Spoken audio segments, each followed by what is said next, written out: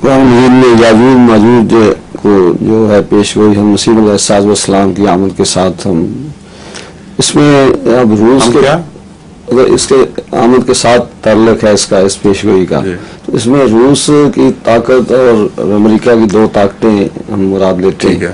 تو اب روس کے ٹوٹ جانے کے بعد اس کے سمبل کے طور پر کیا دوسری طاقت سے کیا مراد ہوگی؟ یاجوج ماجوج دونوں نے ٹوٹنا ہے صرف ایک نے ٹوٹنا ہے؟ پتہ نہیں دونوں ٹوٹے. اگر آپ جب مراد لیتے ہیں تو کیا سمجھتے تھے کہ دونوں میں سے ایک ختم ہو جائے گی دوسری سے باقی رہے گی؟ دونوں ختم تو دونوں ہی ہوں گے. ہاں تو ایک ختم ہوئی تو دوسرے کا انتظار کریں. وہ بھی آیا کہ آیا. خدا کی پکڑ کے مختلف طریق ہوتے ہیں اور اول تو یہ کہ جو ایک ٹوٹا ہے وہ بھی ابھی پورا طرح ٹوٹا نہیں ہے, ابھی زخمی ریچھ ہے. بہت کچھ اس میں شر انگیزی کے احتمالات موجود ہیں اور ایک بڑی طاقت ہے, اس میں کوئی شک ہی نہیں. ان کا جو آرسنل ہے ایٹامک آرسنل وہی اتنا بڑا ہے کہ اگر کوئی غلطی سے چلا دے تو ساری دنیا کو تباہ کر سکتا ہے کئی دفعہ.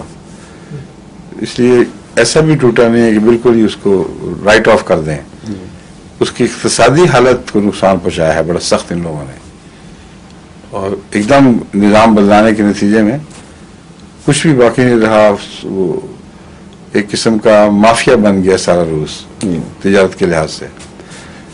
تو یہ عمداً میرے نزدیک شرارت ہوئی روس کے ساتھ تاکہ اقتصادی لحاظ سے ہوش نہ آئے اور پھر دوسری طاقت جو ہے بالکل بےمانی ہو جائے.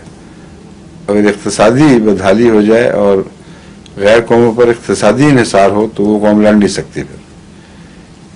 تو ایک ٹوٹ رہا ہے اور باقیوں کی باری آنے والی ہے انشاءاللہ. ٹھیک ہے.